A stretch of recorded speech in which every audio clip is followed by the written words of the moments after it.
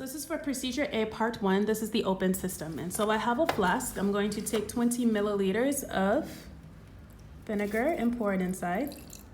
If you don't have a way to measure 20 milliliters, it's about 4 teaspoonfuls. So you can use a teaspoon and do about 4 teaspoons, and that will give you 20 milliliters.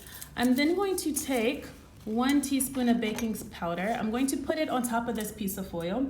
You can use a cupcake filter or a coffee filter, anything that can cover, that can hold the baking soda, something lightweight. I'm just gonna use foil, and then I'll put them on the scale. So I have my baking soda inside the foil. I'm going to turn on the scale, make sure that it reads 0. Then I'm going to place my container with my 20 milliliters of vinegar and my baking powder in that container on top of the scale and record the mass. When I'm done, I'm then going to take it off the scale because we don't want the scale to get too messy. And then I'm going to pour the baking powder inside of the flask.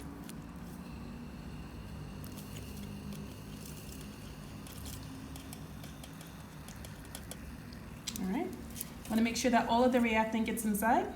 Then I'm going to make sure my scale is on 0 again. And I'm going to put my flask back on the scale along with this because this is recorded in our mass before. And I'm going to record the new mass. All right, so this is procedure A, part 2. This is a closed system. So for this activity, you're going to need 20 milliliters of vinegar, once again. Again, if you don't have a way to measure 20 milliliters, take about 4 teaspoons of vinegar, and that should give you about 20 milliliters. You're gonna pour your vinegar into your container. I'm gonna pour mine into my flask. All right. If you have a plastic bottle, that will be great as well. It has about the same diameter of a cap. If you have something open, like a glass, try to find a way to seal it. It can be with saran wrap. You can also find a container where you can twist it closed, just something where you can trap it for the closed system. So we have our 20 milliliters of vinegar inside here. I'm then going to put a teaspoon, 1 spoonful of baking soda into the balloon. Once I have my baking soda inside of the balloon and my vinegar, I'm then going to place them on the scale. So I have the baking soda inside of the balloon, I have the vinegar inside of the flask, and this is the mass that you can record.